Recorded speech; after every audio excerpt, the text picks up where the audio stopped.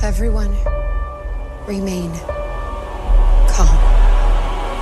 Yeah, that's how it always starts. And later there's running and screaming. Somebody talk to me! What is happening? Welcome to Jurassic World. You're listening to the Jurassic Park Podcast. You want to consult here or in my bungalow? Hold on to your butts. Well, we're back. Hello, everybody, and welcome to the 165th episode of the Jurassic Park Podcast. I'm your host, Brad Jost, and we're here to discuss all things Jurassic Park.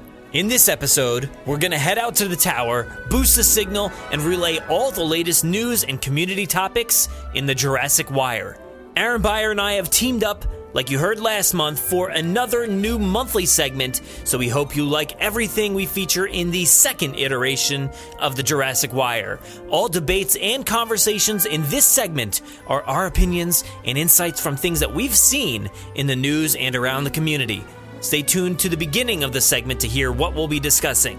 And of course, we have a little bit of housekeeping to get underway. Make sure to go over to our YouTube channel and check out our videos from last week. We actually featured parts 2, 3, and 4 of our look at the trading cards from Bullseye Toy, and they're pretty cool. The Jurassic World Fallen Kingdom trading cards. We also had a look at the Maisie and T-Rex from Mattel. Tom Fishenden looked at that one. I did say that we were going to look at the junior novelization. We didn't get to that last week. We're going to get to that this week, so stay tuned for that. And also parts 5 and 6 of the trading cards. I thought I was done, but I actually picked up a few more packs, so we're going to take another look at all of those. There's actually some really cool ones. I think our last batch, number 4, actually contained a lot of duplicates, so hopefully 5 and 6 do not. And we're going to also feature this week our Jurassic haul for the month of August. Picked up a lot of really cool stuff, Jurassic stuff this month, so make sure to check out our YouTube page for all of that great content. It's been crazy over there. Videos every day of the week, every day of the weekday. I guess if that makes any sense, you understand it, right? I think you get it. Maybe not. Anyway, we have a packed episode for you. I think you can come to expect the Jurassic Wire to be a little bit of a long segment, so let's get this one started off with the second iteration of the Jurassic Wire.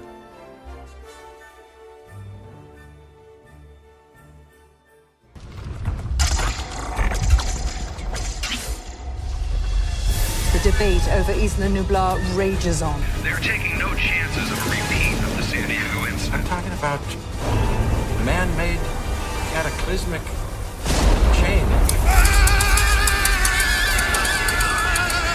The U.S. Senate has convened a special committee to answer a grave moral question. Roger that. Air 1, clear for takeoff. Begin tracking. Copy that. Go! Tracking on.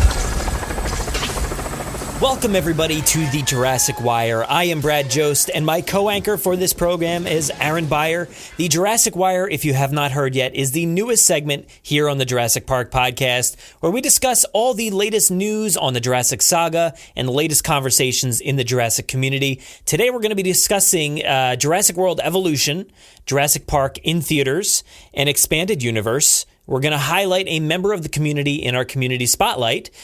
We also have Dinosaurs as Heroes and Jurassic World Fallen Kingdom mirroring scenes from the past. Aaron, how's it going? I'm doing pretty good. I'm sitting here staring at my beautiful new Mattel Ceratosaurus that I found randomly, finally in stores. Oh, you actually got it in stores? You didn't have to send away for it? Series 2 stuff is finally starting to very slowly seep into the Toys R Us here, so I'm excited. Nice. It's not one that I think I'm going to be picking up. I think I have seen it in stores and I passed. It's one of very few figures that I've actually passed on, and I've been picking up as much as I possibly can, even ones I didn't think I was going to like, but there's a few that just haven't really piqued my interest. Yeah, I know you have this weird thing like against the Ceratosaur, like in most Jurassic Park 3 where, it was just a T-Rex head, but I got some news for everyone in the movie industry. They recycle as much stuff as possible, so it's like I'm sure it's whatever. But yeah, I'm excited. Yeah. So we have a few things from our last conversation. Now, it was kind of controversial at times. I think some people were wondering, about our point of views and stuff like that. And I think we made it all pretty clear. There was a few things we wanted to kind of discuss again and just call out real quick because we initially talked about the amount of years in between like the opening scene and the start of the news cycle on Jurassic World Fallen Kingdom. Now, we had assumed that the entire movie was 3 years later, but apparently, according to the director or the producer, I forget who said it, it was weeks to months after. And then that was the beginning scene. And then once it skips ahead to the lady on the news, then that was 3 years later. So I actually picked up the junior novelization recently, which is it's not supposed to be considered like high canon or anything like that. But I just wanted to point out a few funny things here. So the beginning of the book starts off basically the opening scene. So it's, let's see, where's the line here? It says, the dinosaur theme park had been closed for years and was in a state of sad disrepair. So that's like one of the first lines in this book is that the park had been closed for years. And then I skip ahead to chapter 2. And the first thing chapter 2 says is 3 years later. So I'm so confused even more after this. And I know, like I said, this is not supposed to be considered like, canon fully per se. But I just thought that was funny because the intro is stating that this is years later. And then even farther, it's saying 3 years later, like even later down the line. So I'm confused. But I just thought that was funny. Those novelizations usually get kind of derived from maybe like early scripts or something. And then, which is why sometimes when you read those, there's like extra things or different things based on what was in the final product. And then even things like I follow Gary Whitta, who was one of the writers on Rogue One, and he was asked to write I don't know if it was a tie-in or if it was the comic book adaptation of Episode 8, Last Jedi. And he said that he has to obviously get approval, but he was able to add in new things into that comic book that is now official canon. So I think, again, you can't take those books, the junior novelizations, necessarily as gospel, but they can offer some insight as to maybe how the film looked in early pre-production stages. Yeah, that's the thing is it was written before the movie came out, and then the book itself, I think, came out after the movie because it has full spoilers in there. And there's a few things that are interesting, the points that it doesn't touch on and the ones that it does expand upon. And you can see those little subtle clues of like deleted scenes or something like that, or things we saw from a trailer or a behind the scenes that never actually made it into the movie. So I find that like a nice source of information and some confusing things as well because of something like that. It just made me laugh that we had that full conversation about how long it took, and then it just confused me even more. Again, no real continuity as much as we're trying real continuity with anything in Jurassic. Yeah.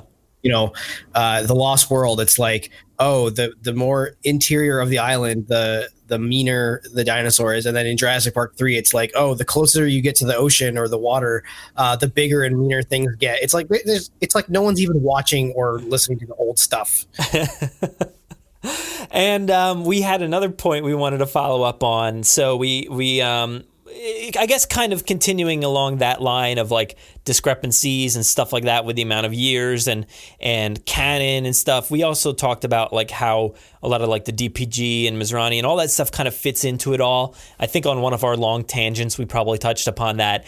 And we were speaking with Jack Ewens, and he basically kind of said that like the canon or the viral material that's on the peripheries now with the websites and all that, it's kind of from people's perspectives. So it's kind of canon from their points of view. And I think that's a great way to look at it. Just in case something ever needs to be changed, it could be changed along those lines. And I think maybe even they tried to set that up with the fact that there was 2 viral sites. There was a DPG and also Extinction Now. So they kind of went head to head with some of their thoughts. So nothing ever kind of lined up there, and they probably went head to head on a lot of that stuff that, oh, this is how it happened. No, this is how it happened. So I kind of get what he's saying there, that canon is the way you see it, or these people who are describing the information and events. So it makes a lot of sense to me. Yeah, it's funny that we're revisiting this, because I think when we recorded it, as we said in the last episode, this isn't really meant to be like any kind of gatekeeper or like what we think should go kind of segment on the podcast. It's more or less like kind of like hot takes almost. Yeah. I think, before we aired the episode last time, I was very consciously like worried like to offend people, and specifically like Jack and like the guys working at Guys and Girls over at the DPG. Like, I was concerned about specifically offending them because, you and I, we talk on, I would say, almost a daily basis via, some kind of like instant messenger or whatever. And then I talk to Jack and some of those folks, I would say maybe on a weekly basis, just here and there, through Twitter and other social media stuff. And so, yeah, my thing is, my whole opinion on canon isn't necessarily to offend or anything. Like I said, I just get worried that eventually, any or all of this can be wiped out for the sake of needing to tell a different story or completely reboot the franchise. If, like, let's say the Crichton family decided to, kind of pull the license from Universal, really, or anything, So, yeah, I think what they do over the DPG is cool. And I think what you're saying, looking at it from a certain perspective, it didn't even dawn on me that the DPG is really written from almost like Claire's point of view, because she is the one running, right? Like, yeah, running the DPG. So I had never even honestly even thought of it that way. And I think when you think of it in that context and what it really is, that's an interesting way to look at it. I really appreciate that, actually. Yeah, and I think like you had said about the novelization, like it's not meant to be gospel. Like it's not some almighty creator just saying this is the way it happened. It's not like from an author's point of view, like telling the truth. It's from somebody's perspective that went through these events. So they only saw what they saw, or found some documents that, told a story. So I think it makes a lot of sense in that way. But I think we still have like slight discrepancies and issues with things. But overall, I think the canon, the DPG, Mizrahi, the novelization, everything that's out there, the Claire novel, it all really helps. It's all great. Yeah, totally. And I think we've got discussions today on, expanded universe. Oh, yeah. So we can dive into that a little bit more later. Yeah. So why don't we start here with some news that it might be a little old at this point, but it kind of hit us both, and we're like, oh, wow, I didn't realize that had happened. So Jurassic World Evolution hits 1 million copies sold. Yeah, that's absolutely fantastic, especially considering this is technically a movie tie-in title. I think it shows, one, that Frontier Developments really hit what a Jurassic game can be, without needing to tell a crazy story, which, for anybody who says there's not a story in that game, there's a story in that game. You just have to read it. It's not like it's not a cinematic story. And I think the love that they put into that game really shines through. And I think to hit 1 million copies, that's a big milestone. It's not outrageously unheard of to hit 1 million copies. I know Octopath Traveler did it in under a week, I believe, when they launched on Switch, and they're only on one unit, whereas, Evolution is on Xbox, PlayStation, and PC. So 1 million isn't necessarily unheard of. I just think it's a great accomplishment for a Jurassic game, and I think it's a great accomplishment for Frontier devs, and it really shows. I think the fans are reacting to, when these companies put love into this franchise. Yeah, and I think as Jurassic Park fans, we tend to undervalue like the franchise and the fan base and all that stuff. Because when I interact with everybody online, I feel like I know the entire fandom. Like I know everybody that likes Jurassic Park. That's kind of the way it feels because it is like a tight-knit community, but it's a pretty big, community out there that a lot of people we don't know, and they're helping to support this cause and make this franchise huge, and supporting this game is pretty fantastic. I do have a quote here from Frontier's CEO David Braben. Sorry about that. He says, there is no doubt that the initial sales have benefited from the worldwide awareness created by the film's release, but it's the quality of the game that's really important, and I believe our team have done a terrific job in creating a game that a wide range of players are now enjoying around the world. So yeah, that's exactly what we're talking about. Like, there is just a huge wide range of people, gamers that maybe like this, that maybe are not hugely into the movie. And then you also have the huge fans of the franchise. And even myself, I underestimated the fandom this past week because I threw up a poll on Twitter, and I just kind of wanted to spark some interest and discussion and stuff. So I threw up a poll that said, no reason, just wanted to know, Star Wars or Jurassic Park?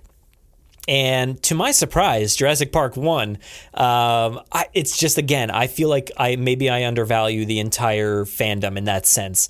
2,385 people showed up to vote on that poll, and Jurassic Park won. So, Jurassic Park has a ton of fans, and, 1 million to me is a good number to hit.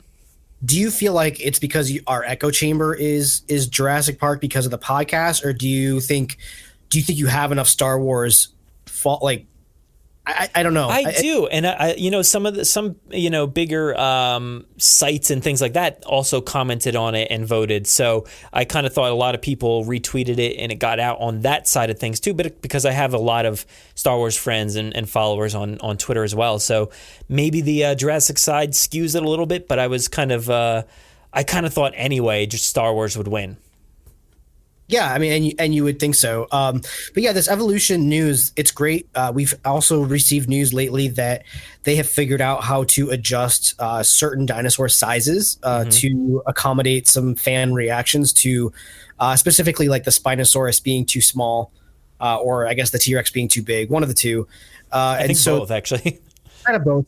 This leads to speculation that we could eventually, and this is speculation, maybe hopefully get baby dinosaurs integrated into evolution. Personally, it's going to be a while until I go back to evolution. I completely platinum that game. I put 100 hours into it. I was over 100 hours to get the platinum. Now, granted, I was messing around and just doing a lot of whatever in there, but I feel like evolution isn't something I'm going back to anytime soon. Until some of these updates are out, and then maybe I'll go mess around with Nublar. But that's really it. I'm kind of done with the game, which is too bad because I feel like, as a huge fan, I jumped in right away, and I'm not going to get all the benefits of the updates. But that's a lot of games, I guess. But a huge congratulations to Frontier Developments. Yeah, that is fantastic, and for that update. I actually haven't completed the game yet. I'm still, in the middle of it, I think, somewhere.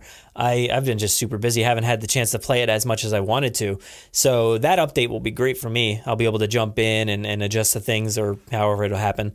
But yeah, I'm really looking for, I guess, DLCs or something that change a lot. Maybe not just the size of the dinosaur. Something that, will bring you back to the game. And that's something that you'll need because there's a lot of people in your boat. We know a bunch of people that have done the same thing as you and have played it nonstop for like a bunch of weeks, and maybe they haven't revisited it. So some big DLCs would be great. Yeah, big DLCs, new dinosaurs, obviously, which I'm sure they have planned on doing. You don't just release a game like that and then put all the dinosaurs out front in the first few weeks. They're gonna let that incubate, I would imagine, for a couple years. So yeah, hopefully there's some big changes to come. I'm really excited to see what happens if they adjust any kind of new dinosaur inventories or relationship algorithms. Because I was getting kind of frustrated that I couldn't have more than one T-Rex in a paddock. That doesn't make any sense to me. Even in the official canon of Jurassic, we know that T-Rexes can live harmoniously together. And that John Hammond's original plan, based on the painting in The Lost World, we know that John Hammond's plan was to have more than one T-Rex in the park. So I thought it was a little weird that you couldn't have more than one of the apex predators together in a paddock. So when they introduce things like that, I think I'll dive back in just for some sandbox play. There's also things I've seen they're going to be adding camera abilities to take photos from viewing platforms, which is something I thought was weird that wasn't there to begin with. Yeah. So I'm excited to get back into that as well. Yeah, and I know a lot of people are in the boat of wanting to recreate scenes and stuff like that. I know James and Steve from this podcast and Jurassic Unicast do a lot of that stuff over on YouTube, so they recreate stuff. But like, you know, if you had the ability to have 2 T-Rexes and a baby T-Rex, man, that would be awesome. You know, everybody would be recreating the Lost World or maybe the killing scene from Jurassic Park 3 if you wanted to. I don't know. Yeah, but I don't know why you couldn't have more than 1 T-Rex. I mean, that's based off of a cursory knowledge of the fact that Jurassic World and the original Jurassic Park only had 1 T-Rex. But we have official in canon movie. We have movie canon, hard, solid evidence that T-Rexes can live together. So I don't really get why that was the case, but I'm sure there's a great reason algorithmically as to why that was the case. Yeah, but otherwise, congratulations. That's really awesome. 1 million copies sold. And I'm sure it's still growing because this news came out July 19th, so we're a tad behind on that. So, yeah, congratulations. Let's move on to the next piece here, which is actually, you all know this, Jurassic Park is coming back to theaters September 16th, 18th, and 19th. Aaron, do you plan to go back and see Jurassic Park in theaters at all? I don't know. Is it going to be on sale near you? I'm sure it'll be out here. We have Fathom events in Canada. Okay. I'm fairly certain.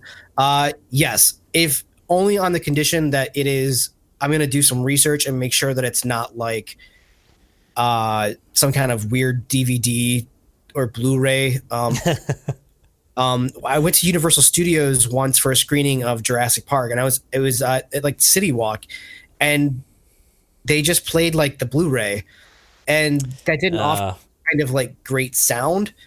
For me, going to the movies is about the sound, because I feel like I have an okay picture at home, and I feel like my eyes always adjust to whatever screen I'm looking at.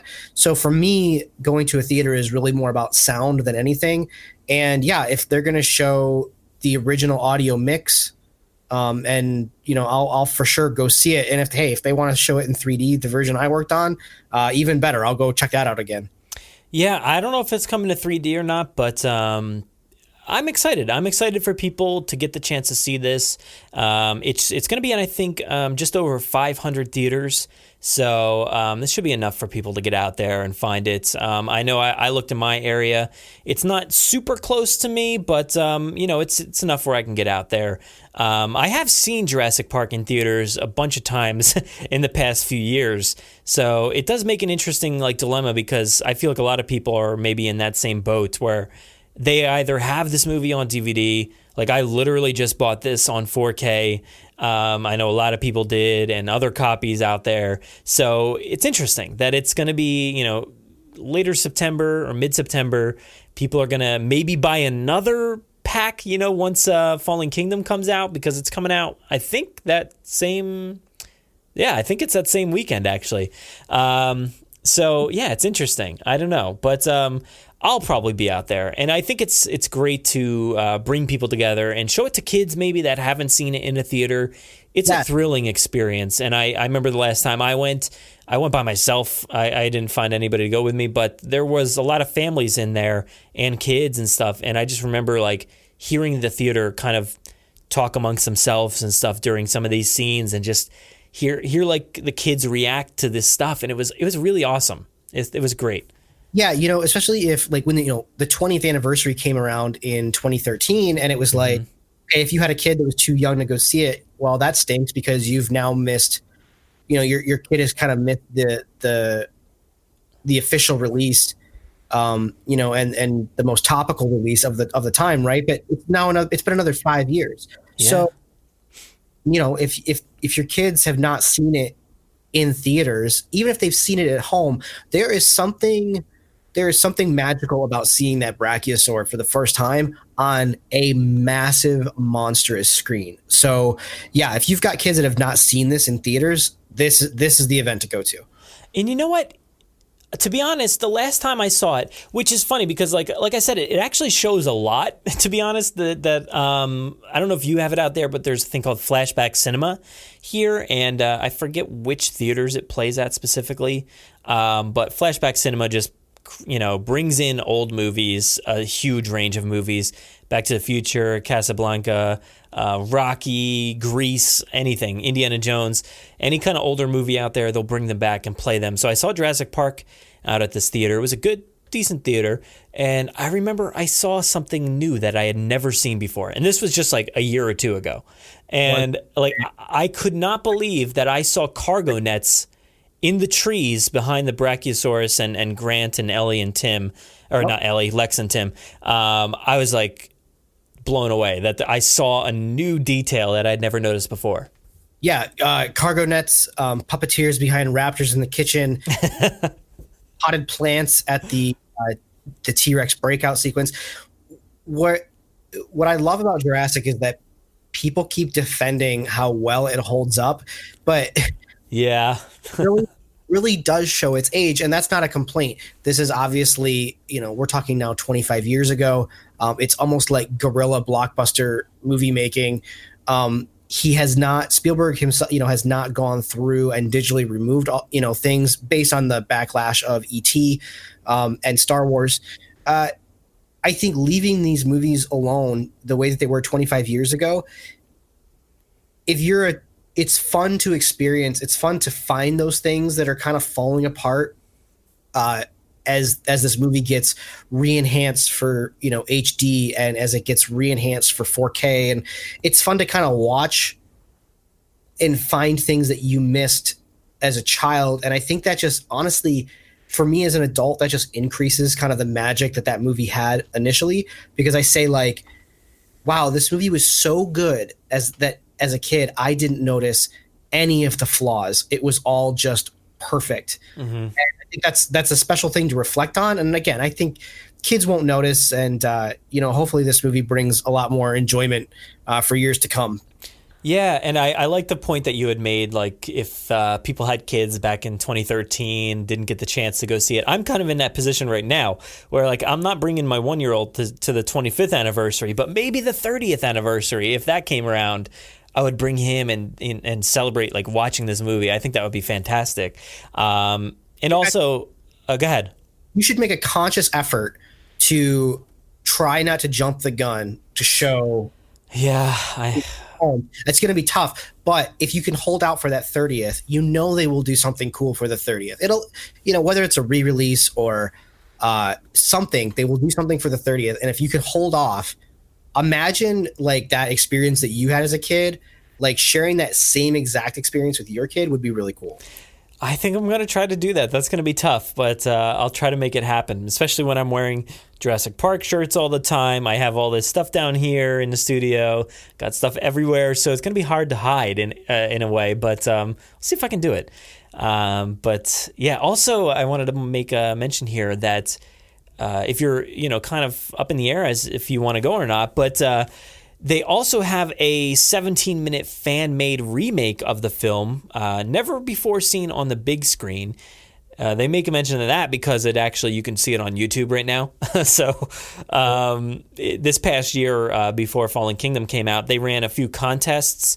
One was like to, tell your love of the franchise. Another one was to remake a scene, or something like that. So I think what they did was they put everything together. They remade a bunch of these scenes, and it's like they narrowed it down to like 17 minutes, and they're actually going to show that in theaters. So there will be fans up on the screen, people that we know from this community, which is awesome.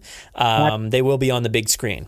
Yeah, that is absolutely awesome. That is a really cool nod to this generation of fans. That is something that should have been on these 4K releases. Yeah, I'm adamant about the fact that first of all, there's never any new bonus materials because honestly, stuff doesn't exist. This stuff is, people think it's like, oh, the Snyder cut of Justice League exists. It doesn't exist. And a movie that's 25 years old, definitely there's not extra stuff that is just that exists. That stuff got thrown out, once they decided they weren't going to use it. So This is awesome. Congratulations to all those fans who are going to be seen on the big screen around, the North America or wherever else this is shown. That's a really cool achievement. I'm really jealous I didn't do something like that. Yeah, that's a shame. I did the other version of the contest, but not the recreate.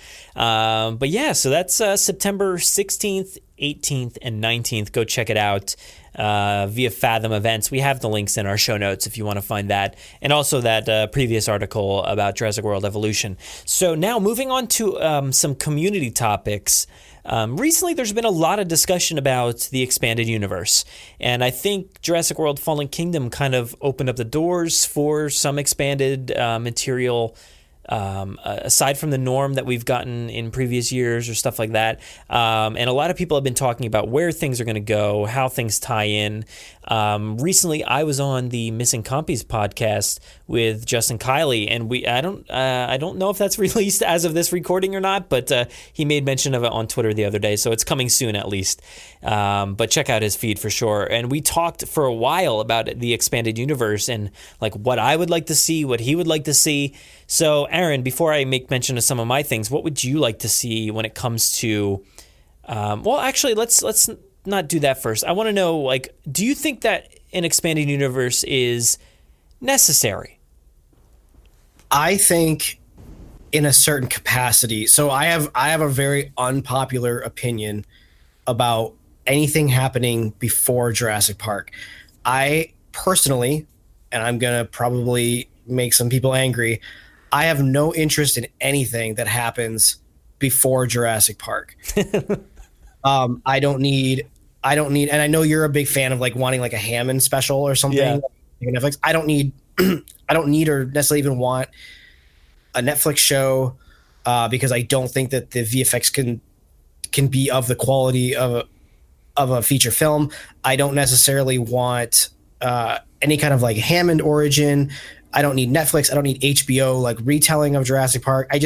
Jurassic Park to me is the whole reason Jurassic works is because everything leading up to Jurassic Park went close to, if not perfectly, for John Hammond to say, this is a good idea, right? So we have knowledge that that there was this thing now of cloning humans, right? Mm-hmm. And there was that drama, and I guess that's interesting, but I feel like that's interesting maybe like in a mini series, not necessarily like a show. Mm-hmm.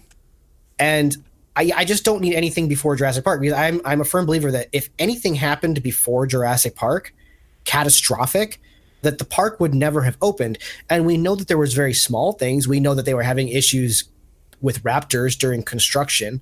That's proven in both the first movie and the book. But there was never anything catastrophic. There was never repeat breakouts of other species of dinosaurs. Everything was, for lack of a better term, everything was like hunky dory up until they brought Alan and Ellie and Ian to give like their final endorsements. And so anything that happens before Jurassic, I'm not interested in. I guess I could be interested in like a roundup of species on Nublar and Sorna before Jurassic World. I guess I could be interested in some kind of show about dinosaur wranglers during the time of setting up Jurassic Park, like dinosaur wranglers on Sorna, like a day in the life kind of situation. But like, to me, like anything that, if it doesn't deal with dinosaurs, it's not really Jurassic Park to me, I guess. That's really weird, I guess. And I know people like, that's a really unpopular opinion because everyone wants kind of these origin stories of like John Hammond, but we already got the origin story of John Hammond, I feel like, in Jurassic Park, and it's not really interesting to where I'd want to watch it for hours on end. I don't know, like, what do you think of that? Well, as far as like what's necessary and not, like you had mentioned CG and stuff like that, I don't think CG is completely necessary for any kind of expanded show or anything like that, because you don't want it to turn out like what was that show that was on Fox? What was it? Terra Nova, and it would look Terra like Nova. Exactly. Yeah. I mean, which is fine. It looked okay at times, but like it wasn't Jurassic Park quality. But that's what you don't want. You don't want it to be, a low level, CG that just doesn't look that great. So I'm okay with like skipping that and just doing something else that kind of ties in. As far as Jurassic Expanded Universe goes, there's not a ton of threads that I feel I need to know things. There's a few things I would be like, okay, that would be cool to see. It's unlike Star Wars, where I feel like with Star Wars, I want to know what's going on these other planets or with these other characters or this, there's a lot of stuff that you can dive into there in a lot of time frame. With this series, it's just like 30 years. Like that's about it. There's not a ton of time to play with there. So I think there is some things. And as far as like, the Hammond thing, that was one of the things I'm laughing because like that was the one big thing that I talked about on the Missing Compies. Yeah, you even had conversations with like Jen, like about Hammond like thing, and like I listened to that, and like and again, I was saying to you before this thing, this is a good conversation because I feel like I have like a really unpopular opinion. I feel like 99% of the people listening to this today are totally on your side, where like they would want something like that. It's just nothing I need necessarily. I think actually Jurassic World kind of serves as like the way that I prefer like the universe to go. But let you finish your thought on the Hammond thing, and I'll kind of go into that next. Well, I think this universe is kind of expanding in a way to give us more stories where that, it doesn't necessarily have to be about dinosaurs. And I feel like that's what the whole Maisie story is kind of giving us in a way where, we can take it in a different direction if we want to. So I would be okay if you expand it to a story that has nothing to do with dinosaurs. And I've really enjoyed Westworld, and I kind of like the way that show plays with time, and you get like essentially the John Hammond of that show. And then you get him in the past, you get him, currently and maybe a little bit farther back. There's like a few different things going on, but like, I think I personally would enjoy a show that really has nothing to do with Jurassic Park, nothing to do with dinosaurs, but just tells the story of John Hammond. I'm not a huge origin story guy, but for some reason this kind of like, works for me. Because I love his story about the flea circus and all that stuff. So I kind of want a young John Hammond, not anything that resembles Richard Attenborough, because that's just not possible. It's just not possible to do that. And they're not going to pull a Rogue One and like digitally recreate him or anything like that. That should never happen. But a young man, John Hammond, could be interesting to me. So I kind of like pitched that a few times here and there about like going back to that time, telling his origin story, because I feel like Fallen Kingdom kind of threw his origin for a loop for me, because I don't know, I believe we talked about this, that we've seen John Hammond as the entrepreneur, the guy that just had the ideas, and maybe not the money or the science aspect of it all. But I feel like Fallen Kingdom sort of threw that for a loop and said that maybe, he maybe had a part in all of that. So I'd like to see how that plays out a little bit more. The science aspect of his life, not necessarily cloning dinosaurs. I think this show, or whatever it could be, should end way before any of that. Like it never touches upon cloning or dinosaurs or anything. I just think it could be a nice little story, a mini series or something. I think where Jurassic World Fallen Kingdom ends is a really nice way of saying, we can do, of Universal saying, look, we can do one of two things. We can either tell the third Jurassic World movie, and that is it. Like, right, we tie it in a bow and we figure that out. What I like about the ending of Fallen Kingdom is that it makes it so that Universal is smartly creating a cinematic universe similar to Marvel. And what you have to, so hear me out on this, right? So Marvel comes along and they slowly build their Marvel universe with the expectation that you're going to get Iron Man, you're going to get Iron Man 2, then you're going to get Thor and Cap, and then eventually you're going to get Avengers, right? Mm-hmm. Where Jurassic World started And it said, no, we're not trying to create a cinematic universe. We want to tell our story. But what Fallen Kingdom allows it to do is say, we are telling our story. However, we now have these animals that are loose, and maybe we can tell side stories or smaller vignette stories that deal with maybe just specific species. So, I think of like Jaws, right? In today's world, Jaws today is actually probably a very small movie, but comparatively, then it was huge, but today Jaws would be considered a very small movie. It's an intimate look with a few guys on a boat as they hunt down this shark, and they tell each other kind of war stories about their past. And I feel like where we go now is it would be very cool to visit a town, blah, blah, blah, a Jurassic World story, right? And it maybe there's a town in Montana, a very small town, and the children are going missing, right? And they don't know where the children are going. And maybe it's and maybe Bryce Dallas Howard is in it, and it's called The Village. Well, yeah, okay. No, but like the children have gone missing, and you can kind of, instead of it just being this action adventure, you can have movies set in the Jurassic universe of different genres, right? Mm-hmm. So, kids in Montana going missing, and the people find that it's a small group of raptors or something that has kind of moved in and nested in, and I like that, yeah. And you can do all these different genre films, these smaller, lower budget films that don't need to be this grandiose volcanoes and stampedes and T-Rexes and battles and hybrids. Like, it can just be this nice, like, intimate film that maybe doesn't cost $300 million to make. It maybe costs a few $1,000,000, and it's not expected to have this. You look at like Rogue One, that was expected to have a massive profit. Mm-hmm. Maybe a smaller Jurassic movie, maybe Jurassic survives on the sense that they can tell smaller stories. I don't know. That's my thought on it. Yeah, well, Rogue One had to tie in and serve so many masters. There was a lot going on there, and it had to tie in. But like that kind of story doesn't necessarily have to tie into anything at all, aside from the thread that there are dinosaurs loose. That's right. It. Like, it doesn't have to have Claire or Owen. Like, keep them as far away as possible. It's just a story about like a family or something like that, and they're trying to keep their kids safe because they've heard all these stories. It is kind of like a typical story, but it's fine to have that in this universe. I think that would be a lot of fun.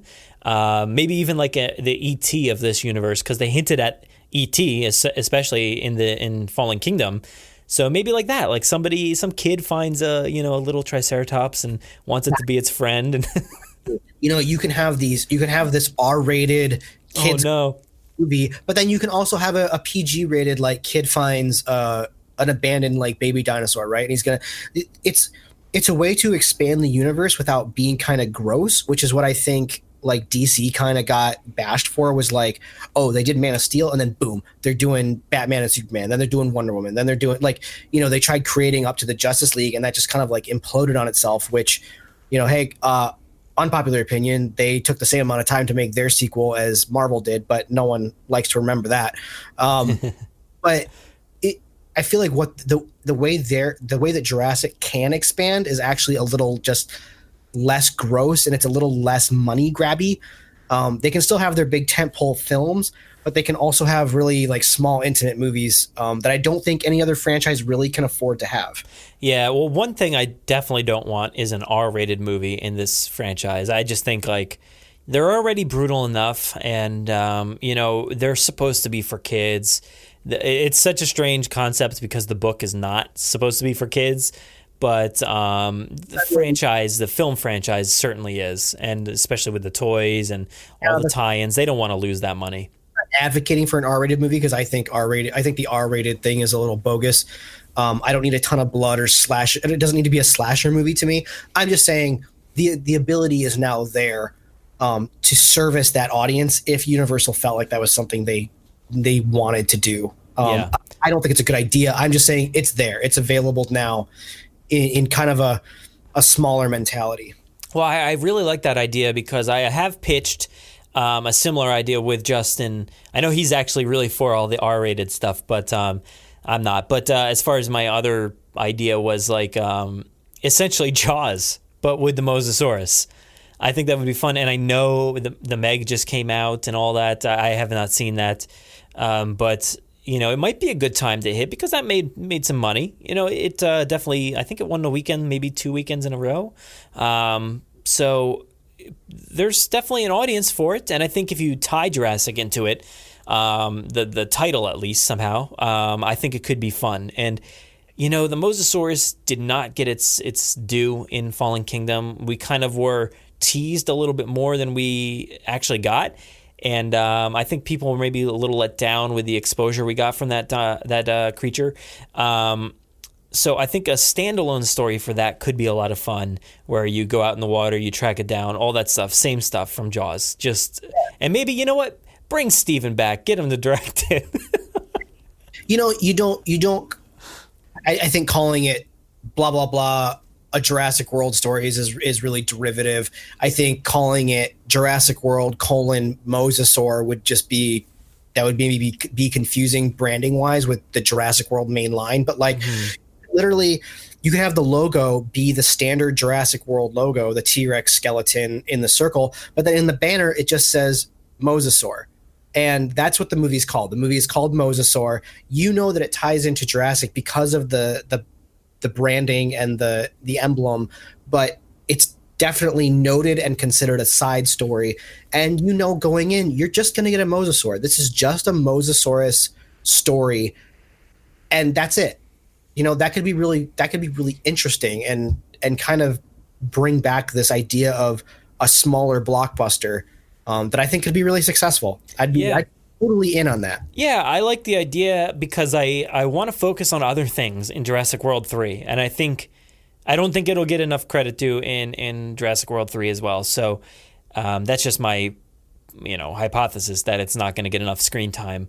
But I would just like some other story with that thing. I think it would be fun to wrap up and just, take it out or do what you need to do to end that story. And then you can start fresh with Jurassic World 3, have something else. I know that's not going to happen. They're not going to do that in that amount of time, but it's just a pipe dream. Yeah. I mean, who knows what they're going to do. As far as expanded universe goes, I'm still waiting for the comics. Like, please bring on the comics. Although I don't know, the last ones weren't very good, but I'm kind of hoping that Jurassic World now has a bit more clout than Jurassic Park did at the time of this new comic book renaissance. I would hope that the Jurassic World comics could be a little bit better than what they were.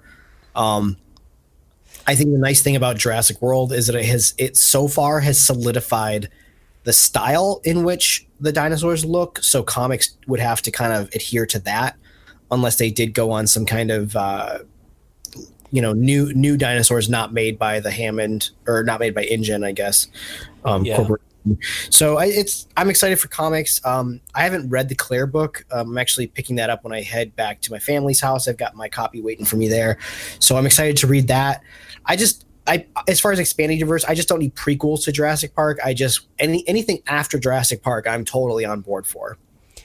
Yeah, that's where it's tough for me because I really want a few different stories there, and I think somehow tying into the Maisie storyline, I feel like that needs to be hit somehow. Whether it is a novel, I feel like a novel would work really well there. Maybe you would be on board with a novel. I don't know, but I think that's probably your best bet for a Maisie wrap up as far as what happened there. Because people are wondering, like, was the story true? Did they tell it, from their perspective? What does Obi-Wan say? It's from a certain point of view, right? Things are true. So basically, maybe, Maisie original 1.0 died via dinosaur. And I know that's not what you want to hear. But maybe something happened there that wasn't true. But I kind of need something with her story. Maybe make it true. Maybe it was like an accident, a car accident, whatever they said. But make it canon. Movie? Sorry, go ahead. Don't they say a car accident in the movie? Yeah, but that's what I'm saying is it's from somebody's perspective. It doesn't necessarily have to be true, I mean, maybe it was a car accident in the sense that, like, a dinosaur stepped on it. Or stepped on it. Dark. No, but like, so, but do you maybe see where I'm coming from? That like, so we know that original Maisie, we know that she visited the park, but it doesn't make any sense that she would have died at the park, because I feel like then the park just wouldn't have opened, because one of the original creators would have been like, no, we're not doing this. This is not. Maybe. I don't know. I feel like you can't say that about the original creators, because one of them wanted to clone a human and the other one just was delusional. So it's hard to say what they would do and what they would wrap or hide, because they certainly hid the fact that a clone existed, and John Hammond probably knew about it more so than we're maybe led to believe. I don't know, but I think there has to be a story there with her on that island. I think that's probably something that needs to be done. Something I want to see. I will read that book hands down, but I don't have like a Netflix show I want to watch. I don't know. And that's the problem with shows, is because it's not Star Wars where it's a different universe with different characters. This is the same universe, so you'd have to have, Isabella Sermon playing Maisie. You'd have to have James Cromwell coming back. It wouldn't work out. So unless it's a cartoon, I think a novel would work well there. They've set the state here with the Evolution of Claire is a novel, and it's a good story, a prequel to Jurassic World. And you might be disappointed in that fact, but I don't know. I think, it's a prequel that tells a good story for me. We'll see. I think a novel is actually the best way to handle any of this stuff, because not only are you, like you're saying, right, we're kind of locked into actors playing specific characters, but we're also locked into locations. And locations, as proven even in Jurassic World, locations are very hard to replicate even with an unlimited budget, right? So, I'm referring to like the visitor center location in Jurassic World. Oh yeah. And like the surroundings of that. So I feel like a book is actually not only is it the easiest way, but it's actually the smartest way to tell stories that happen in locations that we've already visited, because it costs literally nothing to write words on a page that say, and now we're at the visitor center with the pond in front of the thing, and two explorers like pull up and Maisie gets in one to take her first tour. Like that's not expensive to put those words on the page. That's very expensive to recreate on film. And so that's where I'm at with budget and VFX. And I kind of, and that's kind of why I said that Hammond thing, it has nothing to do with anything. So you could film that. It could be a different actor. It could be set somewhere completely different, and it doesn't have to tie into anything. I think that's the best bet for a TV show, is to not tie into anything, because even if it's daily life at Jurassic World, you still have to recreate Jurassic World, and there's probably got to be dinosaurs there somehow. I don't think you can get away with that. But a movie at least could have the budget, to recreate the mosasaur and to do those things, or create raptors and hide them in the forest or something. Like that could be fantastic. I actually really want that idea. I am coming around to one prequel idea, and this is the one prequel idea. Let's do it. I think it would be cool if John Hammond did have a set of raptors at the San Diego facility, and they got out, and it was a raptor chase movie. It was a survival movie of raptors hunting people in this facility, and then somehow they die and whatever. But like that would be like good reason as to why John Hammond decided to open the park on an island and abandon the San Diego facility, was that he tried something on a small scale and people died, and he buried that. Yeah. And that would be really cool. But that's like to me, that's a small budget movie, or like, that's a small budget movie to me. That's not like a huge grandiose Jurassic World movie. That's a very small, intimate, movie, that, kind of like a hopefully better quality, but like a Deep Blue Sea situation, right? Yeah, because we didn't really get a ton of exposure to that park. We got the there was like some overhead shots, I think, right? And then we got the model and a little bit on the inside, but you really didn't get a good sense of the scale or anything. It was very dark, and it would give us a chance to revisit that. And, you know, you don't necessarily have to have Hammond in it aside from, you know, maybe somebody redoes the voice or something. You hear him on the phone or something. I don't know. You get some hint that he covered something up. But I think that's a great story. I don't think you should have revealed that here. I think you should have just wrote that yourself. Sold it to Colin. So here's the thing, like I mean, I don't know what that to me sounds like a really like neat, like, because we don't really know why that park was abandoned other than John's dream was too grand for the San Diego park. And it's like, well, it wasn't too grand for the years that I'm sure he spent building the San Diego park.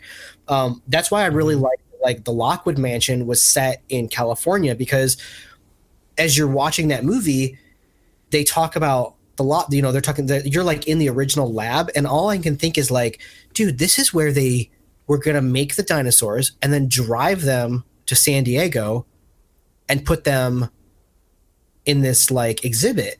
And it's like, it's so cool that the Lockwood lab is in California, and because I feel like that's a realistic thing that they were going to try to do in the late 80s, early 90s, right? Mm-hmm. Maybe something went wrong at San Diego and we don't know about it. Maybe it's been buried in, you know, somewhere. I don't know. That's intriguing to me.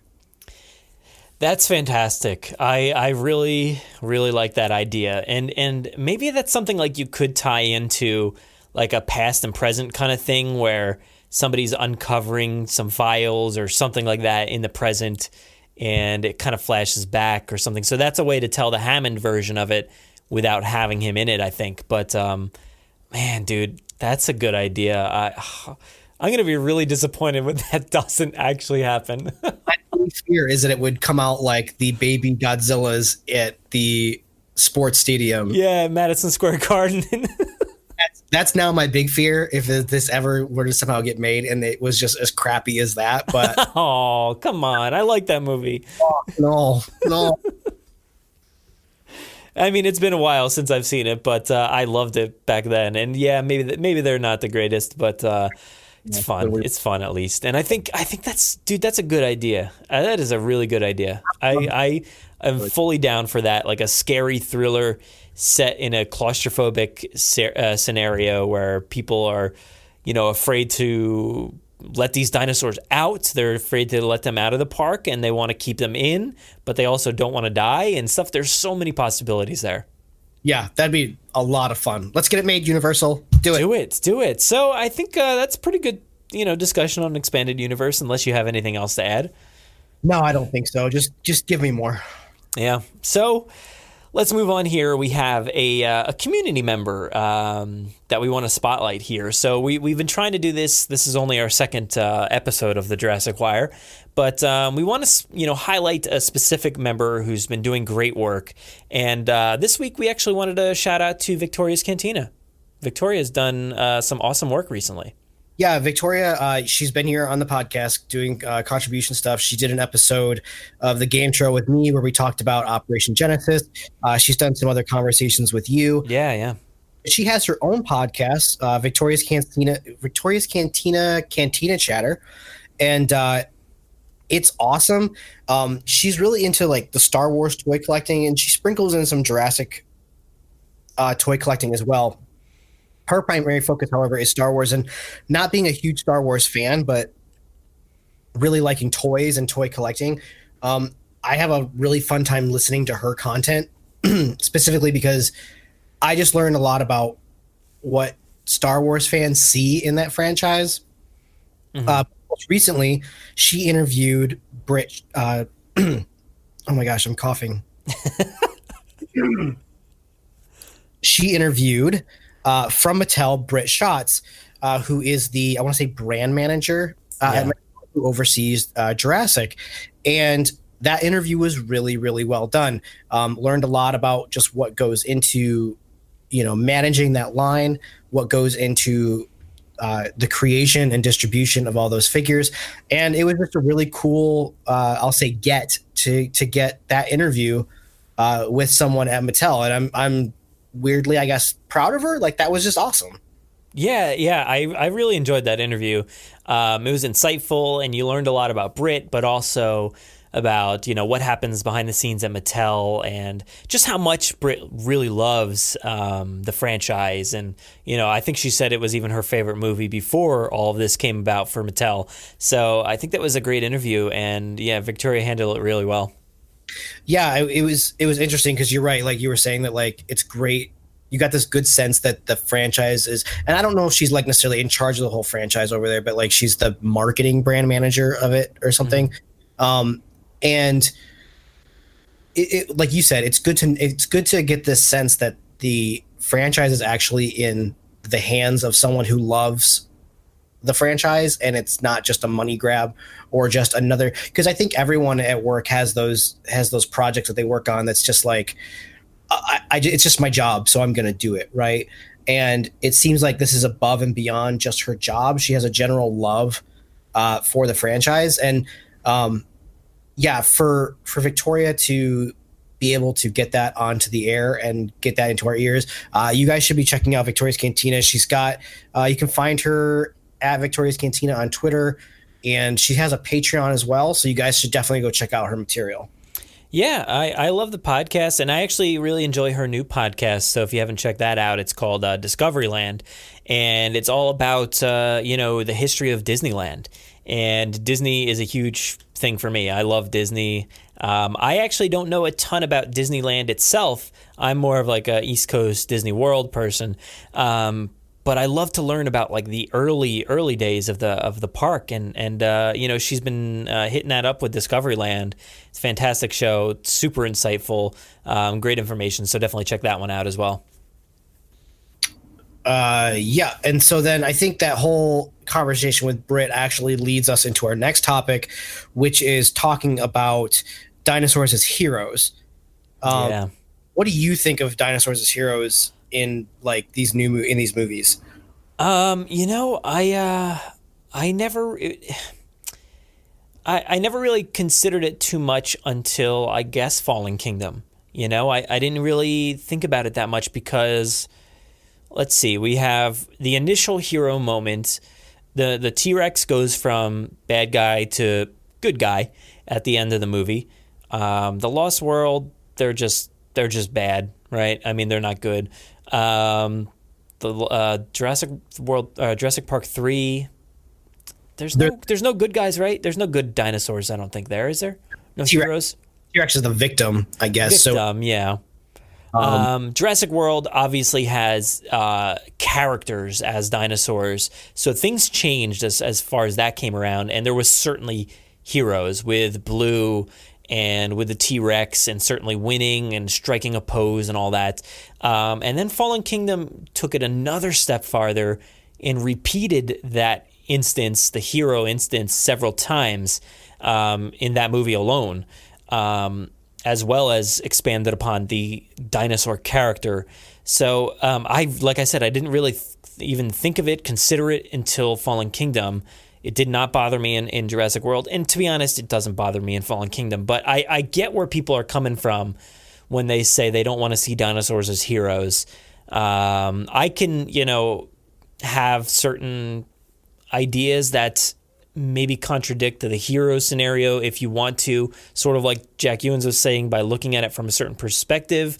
You can say that these dinosaurs were hungry, or they just saw... They have like tunnel vision, that they saw what they wanted to see. They're not necessarily saving somebody, just like a dinosaur isn't necessarily killing a bad guy. So it's tough to say, but I understand where people are coming from. It doesn't bother me really at all, but and I especially loved Blue being a hero. I thought that this was Blue's story, and I have zero problem with Blue being a hero, but I understand the T-Rex striking a pose several times in the movie maybe throws people off a little bit. So here's the thing. I think Colin knows how to handle the T-Rex in a way that even I think Spielberg didn't quite know what to do. So hear me out on this. Although Spielberg's thing isn't necessarily 100% his fault, because I guess we should say Michael Crichton didn't really know how to handle the T-Rex in that second book. So in the first movie, it's the origin film, right? The T-Rex is the pivotal moment in which everything goes wrong, and you are running from the T-Rex, both in the book and the movie. You are trying to get to safety because the T-Rex is out and it's coming after you, right? And in the movie, that's the first time, Spielberg says, I changed the ending where the T-Rex comes back and kind of saves the day. And I don't even think it was necessarily done like, let's save the day. I think it was more or less done like, the audience is going to be upset if you don't see the T-Rex at the end of the film. Like, the T-Rex shows up an hour into the movie, and if you just go another hour and not see the like, as a kid, I'd be bummed. I'd have been like, wait, I want more T-Rex, right? Like, and so then you get the Lost World where the T-Rex is like, well, let's double the action, right? With 2 T-Rexes, and it's the same thing. It's the pivotal thing. The T-Rex is hunting us because we touched its kid, that kind of situation. What I think Colin does really well is he says, I can't repeat exactly what Steven did. The T-Rex can't just be the pivotal dinosaur every movie. And they tried that with Jurassic Park 3. And Jurassic Park 3 was the first time where I felt a sense of villain dinosaurs. And I didn't like that feeling of the Spinosaurus being necessarily the villain. And so I think that's what turned me off of Jurassic Park 3 originally. But as we now enter Jurassic World, heroes and villain dinosaurs are handled, I think, to the absolute best that they can be. I've said on here before that I'm totally fine with how the raptors were, quote unquote, trained. They were the equivalent of orcas, and orcas are very dangerous animals, and yet we treat them like giant puppy dogs at like SeaWorld and Marineland and all that stuff. Mm-hmm. And sometimes things go wrong, and things go wrong publicly. And I feel like that's how the raptors were handled. And you can also introduce things like, gene modification to where they're maybe a little more understanding and docile. Whatever. That's whatever. I guess I don't get into villain dinosaurs like the Indoraptor, or like, especially the Indoraptor, in which it was essentially the Indominus again. It was like we did the Indominus and then we just did it again, which felt kind of weird to me. Let's do the same thing but smaller. Right. And like I was a big like advocate, and I should preface that I did work on this movie in an aspect in which I don't have obviously any control over the actual film, but I remember like thinking like, man, this is really awesome. It would be really awesome if in that dark cage there was a second Indoraptor that we didn't know about until like it was a surprise. Like I think just having 2 Indoraptors would have been really cool. One that the audience didn't know about, until it was like too late or something like that. Maybe they kill the Indoraptor by it falling through the glass, and then all of a sudden someone gets like snatched up, and it's like, whoa, like what? Like there's another one, and it's it's going back to that thing with Alan Grant. It's like, the attack comes and then it comes from somewhere you didn't expect, right? Uh-huh. So because, the Indoraptor was just a smaller version of the Indominus Rex, it kind of felt a little repetitive. But do you think it was just that the T-Rex had one too many strike opposed moments? Because I have to say, they handled the T-Rex, I thought, in the absolute most perfect way in Fallen Kingdom. We got the big T-Rex scene at the very beginning. It was awesome. But you can't just have that be the only T-Rex scene in the movie. Like, it's got to come back. And it's good. Yeah, I mean, I think it could have stopped if you just replaced it with the Brachiosaurus in that scene when they were traveling away from the island. That was my assumption as to what would happen, is a dinosaur would die via volcano, being consumed by lava. I assumed it would be the T-Rex because it would be a good send-off, to say goodbye, to have that final shot. But that didn't happen. So that's what I assumed. And I feel like she's kind of wasted in the end of the movie, to be honest. Like, it's kind of repetitive in that nature where, okay, she just comes and bites somebody in half and that's it. It's over. And then she just disappears. And I also didn't like how she was like crammed in that cage. I didn't think it looked too great. But I I did like the stuff on the boat. I thought that was good. She wasn't a hero there. Like, that was kind of villainous, and not villain, I guess, but just bad dinosaur. You don't want to get caught in the teeth. But I don't know. I get it. I really understand. And the striking the pose, mirroring that same image from Jurassic Park with the banner falling is interesting. And I guess you could say that, like, my dog barks at every sound that's outside. So he is repetitive in his nature. He barks at the same things. He does the same thing when I get home every day. So I think animals are repetitive in that sense, where they'll repeat what they know. So this T-Rex kind of knows that. And like the Indominus Rex, they talked about the Indominus Rex being formed into what, they created it that way. And it, by putting it in the cage, it became a monster. So I think maybe there's something to that as well, where, they raised this T-Rex a certain way, and this is all she knows. And that's why she strikes a pose, or that's why she does this thing. And she is kind of showing, or like dominating her territory by roaring and doing all that. So other animals do that. I think that's perfectly realistic. I hate the turn of phrase of like, oh, she strikes a pose. Like, it's just a callback to that awesome shot from the first movie. But as far as like the T-Rex being an animal, and this is where like I really, again, unpopular opinion, I don't like when they anthropomorphize these animals to like make us, like, to me, like Rexy, like, unpopular opinion, I think the idea of Rexy is just ridiculous. Like, to me, it's just the T-Rex.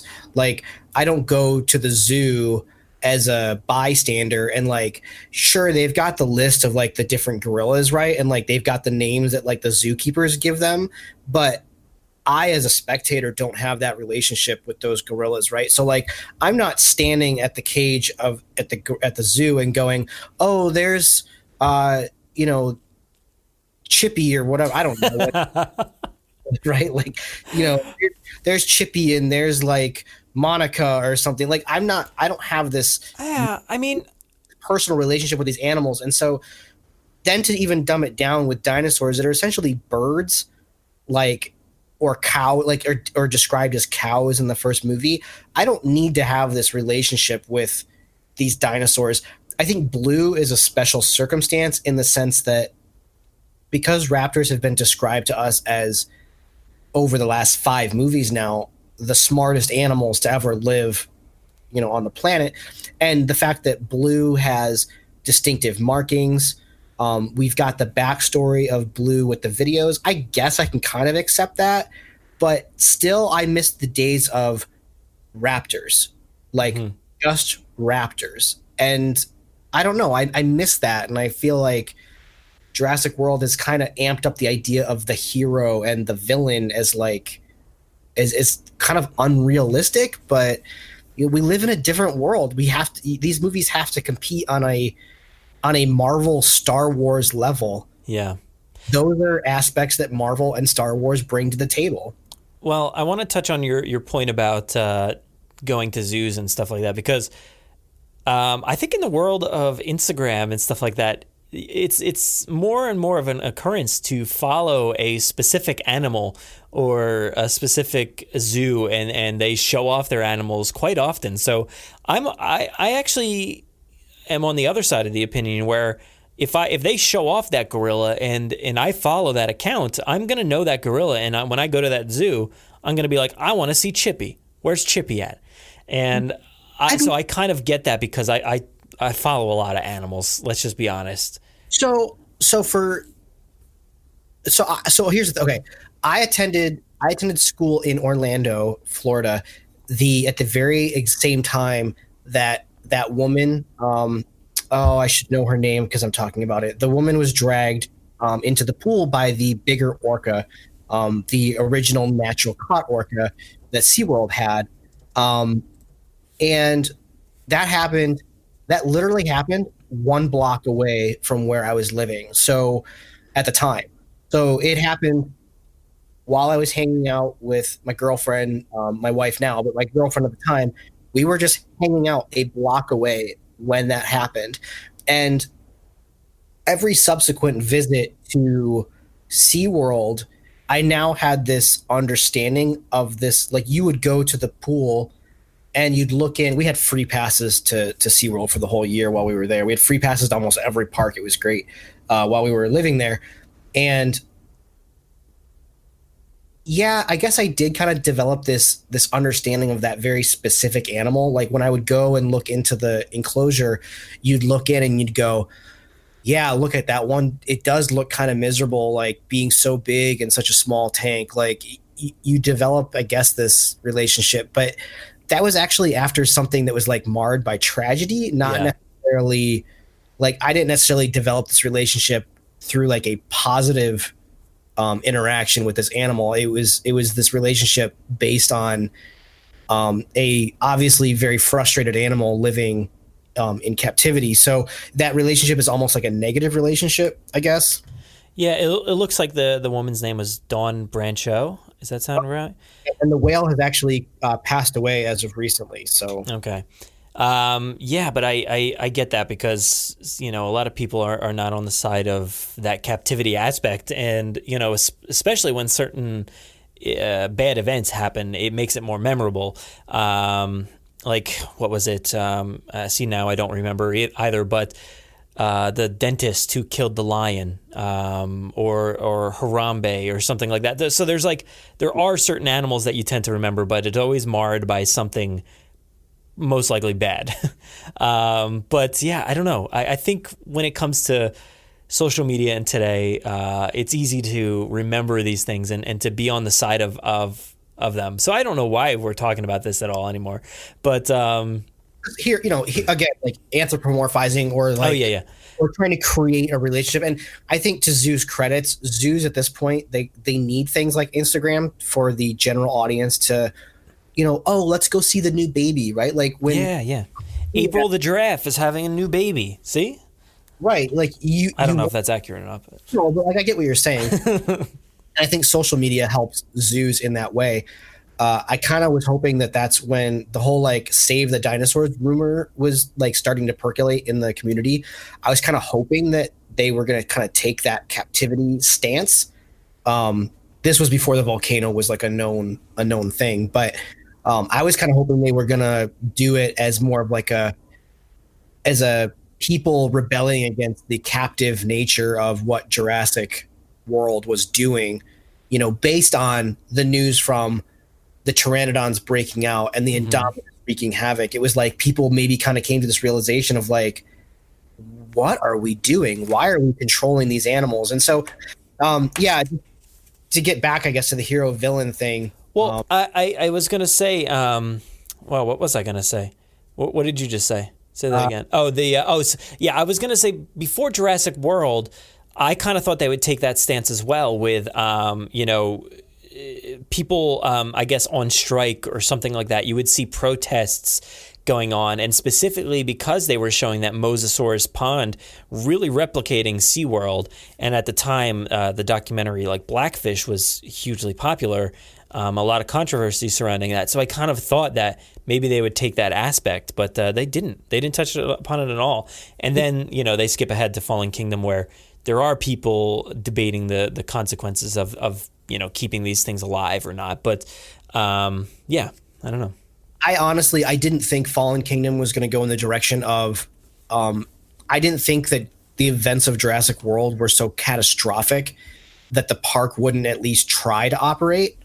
I actually, when again, like I was saying, when this whole save the dinosaurs thing was starting to percolate, I thought that the story was going to be after the events of the Indominus and the pteranodons, the park was then put back under control but had very low attendance. And what do you do when you have to close down?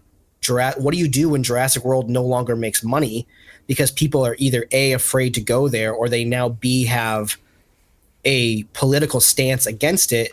What do you do with these dinosaurs when there's no more money to fund their survival? And so I kind of thought that's where the movie was going to go, instead of kind of like a Lost World direction. I thought it was going to go more into like a stance against, these giant zoos and SeaWorld and all that stuff. I don't know if a movie studio would make that stance in 2018, but That's kind of where I was hoping it was going to go. That is interesting. That is an interesting thought. I kind of like that idea as well. I don't know how far you can go with it, but yeah, you would probably end up going a similar route as Fallen Kingdom, post island escape.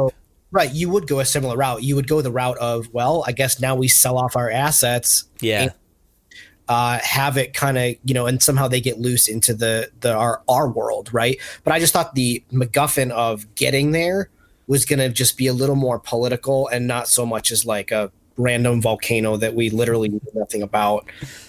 That's me. If I was writing the movie, that's just me. That's how I would have.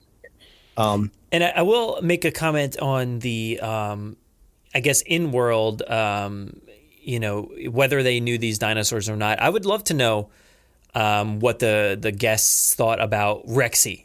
Did they call her that? Because I know they did in spoilers in the evolution of Claire. She was called Rexy at one point. But so I don't know if guests knew that or called her that. I don't remember if that was ever mentioned anywhere else, but you get the sense that obviously nobody really knew about the raptors off in the paddock that they were in.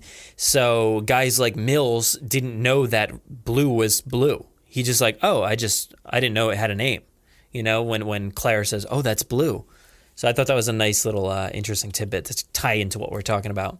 Yeah, that was actually a great little nod with Mills. I love that. The fact that he really didn't have a connection with this animal. Mm-hmm. The only reason that there is a connection with even Claire is that Blue kind of saves the day in the last movie, and obviously with Owen being attached. But yeah, I really dug the way that Fallen Kingdom even handled the idea of, again, I said with batches of raptors, there was really no attachment. They didn't even have real names like Alpha and Echo, not Alpha, but Echo and Blue. Blue is a call sign. It's not really a name. Yeah, they're just easy to remember.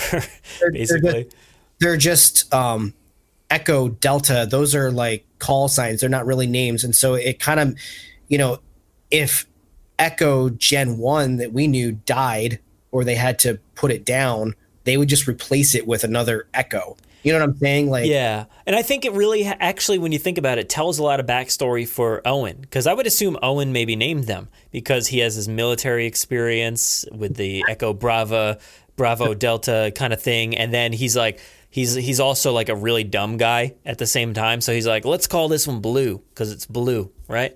Right. I think what's interesting about the Owen Grady character, he's from the Navy. Well, that's actually really interesting. He could have been working with dolphins, right? Because dolphins and seals are used in the Navy all the time. I think, isn't that part of the story, I think? Part of his backstory? Well, I don't think it's in the movie. I think it's somewhere else, I think. I don't remember. There's so many places now. I don't know. Yeah, but it's just cool that that's how he got involved with the raptors is hypothetically through his dealings with dolphins and other animals in the Navy. I don't know. I think it's neat. Yeah. And yeah. I did want to touch on one more point that you had mentioned, the raptors being just raptors again. You'd kind of like that as well.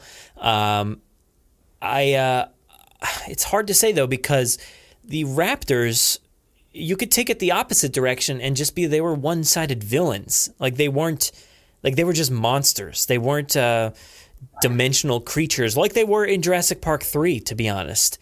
They were very multidimensional. They were scary, and they were also families, that were looking out for their kids. Jurassic Park, they were just monsters. They weren't dimensional creatures. They were just villains. And so that's why I have a problem with some people ever saying why can't they just go back to that?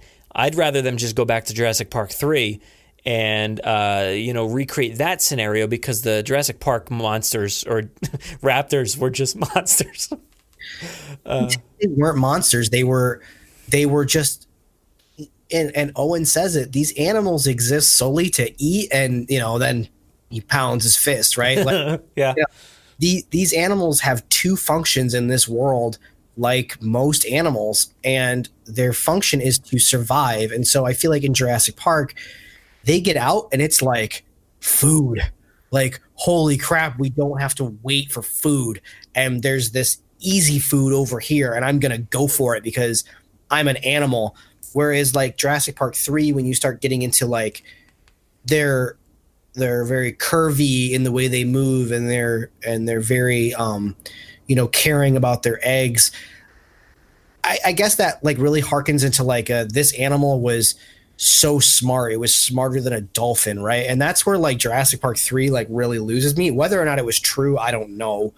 But Jurassic Park 3 loses me in the sense that the raptors are now like aliens from the Alien franchise or something. It was very weird to me the way they handled the raptors in Jurassic Park 3. So again, we're on opposite sides of the spectrum here. Yeah, man, I feel like this happens a lot. We're always on the opposite side from each other. That's why this is a good segment, I think.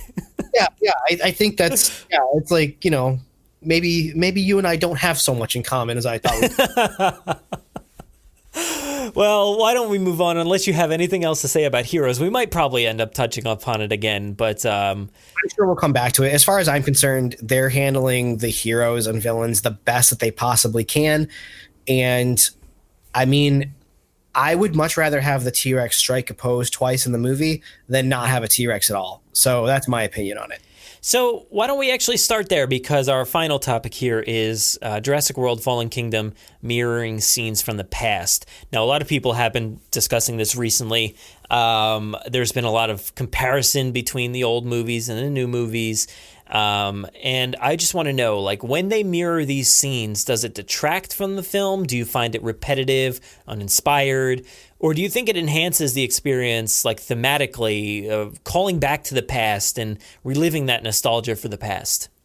So you have a list here that you sent to me, and I think some of these are justified and actually very clever. Some of them I think are only clever if they repeat them a third time in the next movie. And some of them are just like, whatever, it's nostalgia. Just give the dumb millennials that we are our nostalgia. Take us back to 93. Like, I don't know. So you've got this list. Like, so the first one on the list is Claire in the elevator. I think the Claire in the elevator intro in the second movie is brilliant. It mirrors the very first intro, where she is a well put together lady. She is all business, and she is going on the sales pitch of a lifetime. She's remembering names. And then you get to the second movie, and she is no longer the lady of business, but she is now the servant, in the sense that she now runs a nonprofit. She's getting coffees for her employees. She's nervous in the sense that, like, she's got another meeting coming up that she doesn't know how it's going to go. The thing is if Claire is not introduced in the same fashion in the next movie, in the trilogy, then why did it need to be repeated in the second? Like, most things in movies are in threes. And so if you don't do it a third time, it's going to make the second time feel stupid. Yeah, I actually never thought of it that way. I kind of looked at it through the viewpoint of these two movies, where you see the Claire that the business end, and then you see the real Claire, I guess you could say. So yeah, I guess that actually that's a fair point to include it in the third movie. I don't know how would she change, because who knows? We didn't expect her to go this route for this movie. Maybe she'll be completely different next time around. I don't know. But that would be nice. Or even like a family elevator scene, with her, Owen, and Maisie, or something like that. Or I think that could be interesting. Yeah, maybe she's in an elevator at a hospital with Maisie. Maybe something, maybe they're trying to get medical answers for Maisie, and it's no longer just her feet that we zoom in on. It's her feet plus Maisie's feet, and we kind of like a motherly type transition with her. It's just that I don't see a reason to do it in the second movie if you're not going to introduce Claire the same exact way in the third movie. And honestly, the same with Owen. If Owen's not by himself building something when you first are introduced to him, I don't necessarily. Although I take it back, in Jurassic World, he was introduced at the Raptor Pit, but yeah, that's funny though. Holding his bike, get a kick out of that. Building his house, like if he's not doing something in the third movie, I just don't get why you would do it two times.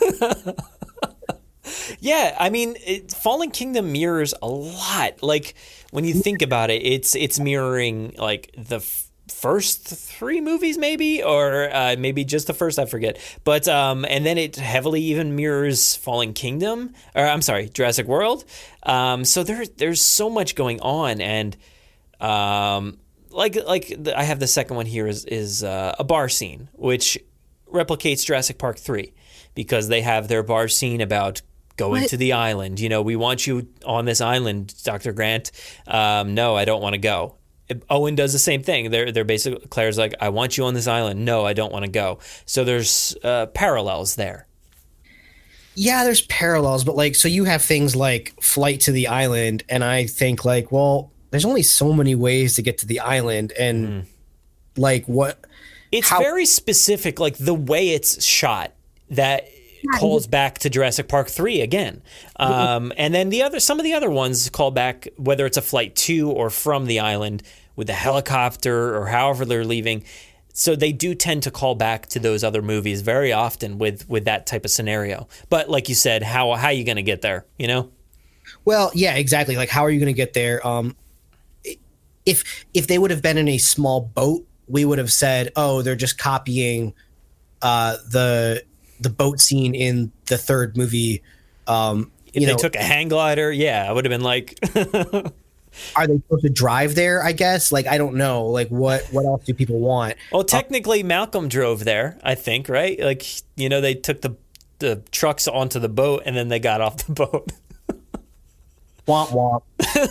Well, it's interesting to look at least because, you know, you have those scenes of them flying over the island, and similar stuff happens in Fallen Kingdom. And then you get shots like the monorail, comparing the working monorail to the destructed monorail and stuff like that. So there's parallels, and I think this movie is a good example of why you should mirror, because it's such a drastic change from the last movie where things were operating and now things are dead and dying. So I think you kind of need to show those parallels to convey the story, right? Yeah, probably. And it's a great way to say, like, you know, the new versus the old. And but like, so for instance, on here you also have Brachiosaurus, and I think again, working in a job where I work on a very specific aspect of these films, I did not know it all. So as you guys as an audience were seeing this movie unfold, even though I work on the films to a certain aspect, I didn't know a lot of things. So for instance, I didn't know that there was the whole marketing campaign of, do you remember the first time you saw a dinosaur? And I didn't know the Brachiosaurus thing was going to play out the way it did, just even working where I do.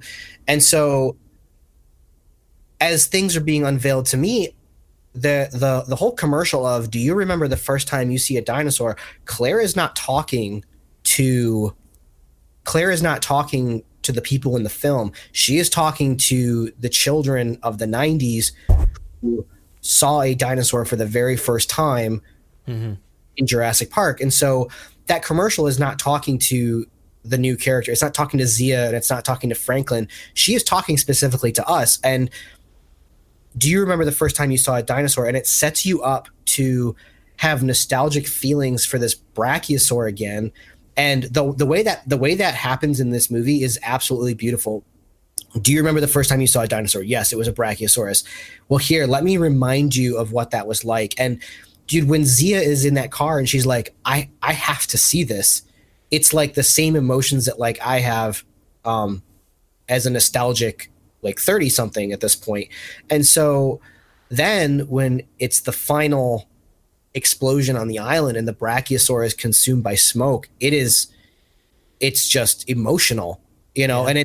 And that whole thing, that whole marketing campaign only works if it's all through the visual remembrance of the Brachiosaur. If it's any other dinosaur, it doesn't work. And so I think like that whole mirroring thing was brilliant and absolutely necessary. But then things like raptor toe tapping, well, I don't know, it depends on what you thought the raptors were tapping their toes for in the first movie. Like, it's completely independent of what your train of thought was. Yeah. That's just like, we could talk about that just as a thing raptors do. Like, it's just, and then the Indoraptor did it here. So I don't think there's a lot to talk about there, but people have been talking about it.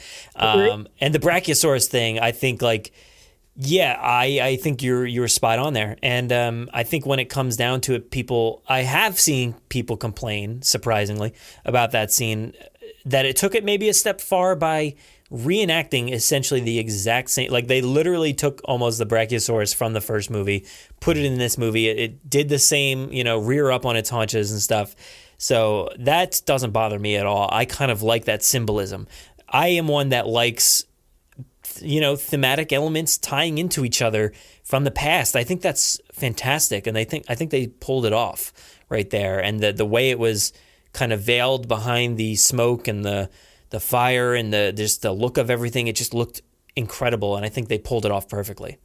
When you go to a musical, which before this we were saying I'm not necessarily into live theater or anything, but I understand that when you go to a musical, you have to pay attention to the musical cues at the beginning, because they will play a thematic role as the story progresses and comes to a conclusion. And so that's why it's important to have audibly the Jurassic themes in the music, because it harkens back to a way of of what the movie wants you to feel.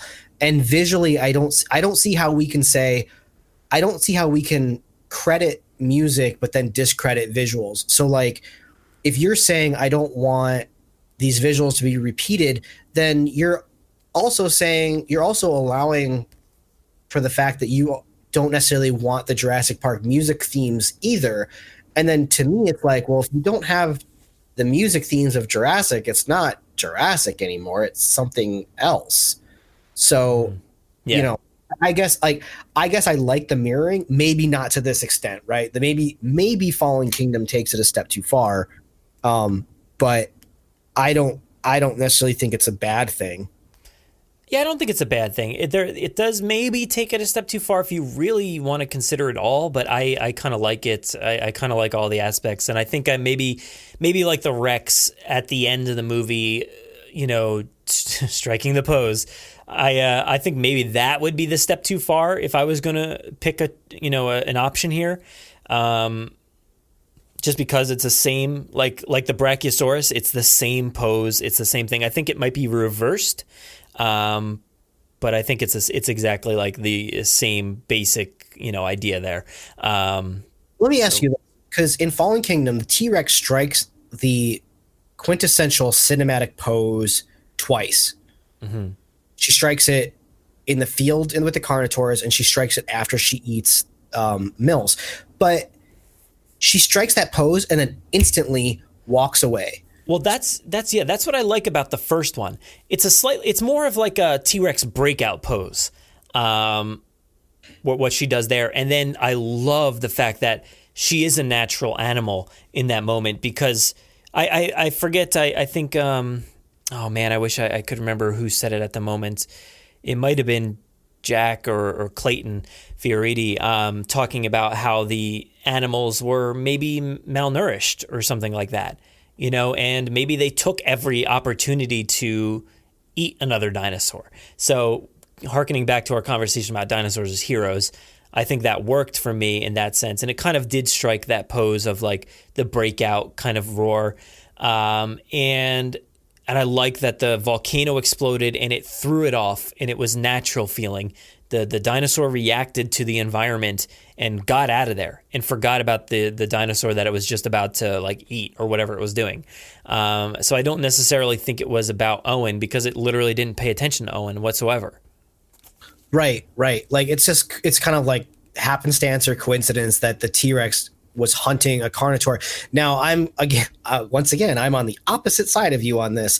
I would like the T-Rex to have roared and then stopped to eat, kind of mirroring the Gallimimus sequence where it stops and it that animal. And also, is it Nick Van Owen or is it Roland Tembo? these animals don't hunt when they're not hungry. They only hunt when they're hungry because they're not maliciously just killing or whatever. Oh, and doesn't Grant say that? Does Rex doesn't want to be fed? It wants to hunt.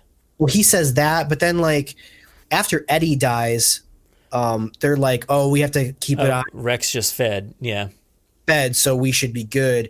This Rex isn't hunting. And so like when the T-Rex kills the Carnotaur and then like walks away, I thought that was weird. I guess there's the volcano happening, but well, yeah, it sends that like shockwave down the mountain and it really throws the animal off. So that's what works for me, is because it felt natural. It felt like it was adhering to the environment going on around it. It didn't just continue doing what it was doing or do some hero thing or this or that.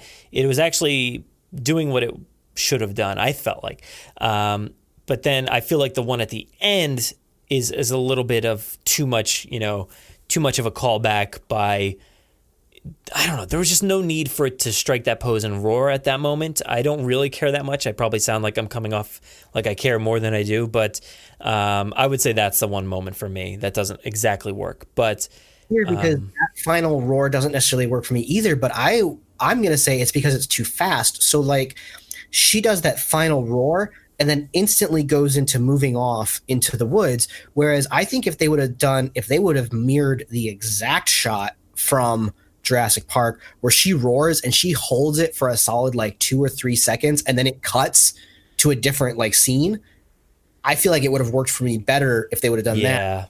As opposed to they fight over Mill's body, she strikes the pose and then instantly is off into the woods. And it's like, I think I would have much of appreciated of literally mirroring the shot from Jurassic Park and then cutting it to a different scene.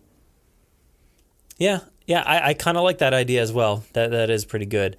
I do like how, it kind of harkens back to Lost World in a way where they like, basically share the wealth there, or sort of. I guess the Carnotaur comes back into this scene at the end of the movie, wants part of Mills, right? And the Rex kind of like pushes her away. But I thought that was funny. But it should have, I feel like you're right. It should have just cut off exactly the same way. And then maybe you cut to the front staircase where Owen meets Blue. Right. Yeah. But I guess you needed to see the Rex step on the Indominus Rex bone, but maybe that could have happened somewhere else. I guess, but I didn't understand the need to have what was the need to have the Indominus Rex bone if he already had. Oh man, we went it. This was our whole conversation last time. Because specifically, it's like a shortcut, right? Is that what? Yeah, I guess. Okay. It was a shortcut that was needed to create a cool scene. I guess I don't see the reason why they needed to do it, but going back to the mirroring here, the stampede scene, which you kind of brought up before, the Gallimimus eating the Gallimimus, there was also more stampeding here. We got the like more identical, I guess, with the Gallimimus in Jurassic World, but then in this movie you have also an assortment of animals stampeding while people are running away, which happens in Jurassic Park. It happens in Jurassic Park 3. I guess it... like, what else are dinosaurs... Like, what makes herbivores kind of scary? Nothing, really, unless there's 100 of them barreling mountain, right? Like, so King Kong, right? The worst sequence in the entire movie is the Brachiosaurus barreling down the mountain sequence. But... Brachiosaur is scary, I guess. You know what I'm saying? So like, yeah. Well, the difference is that in this case, the group hid behind another log. The same way that basically was done in Jurassic Park. So they hid behind that thing, or in the gyrosphere as well, I guess. But very similar. What else are they going to hide behind in a field? Like, I'm saying, like, I get the mirroring and I get where people are complaining about it, but at the end of the day, like, we are on the 5th iteration of this movie that was never designed to have a sequel.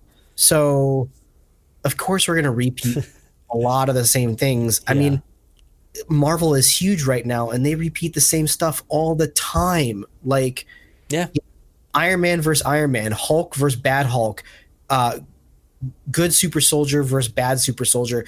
And we're still going with good Black Panther versus bad Black Panther. Like, and it's been 10 years. So like, we're always going to be mirroring things, and I feel like a lot of the complaints become because it's Jurassic, not because it's an actual complaint, but people just want to complain about Jurassic. Yeah. And I've seen a lot of complaints that say this movie is just The Lost World, which I guess you could say that on the surface. The trailer made it sort of seem that way, right?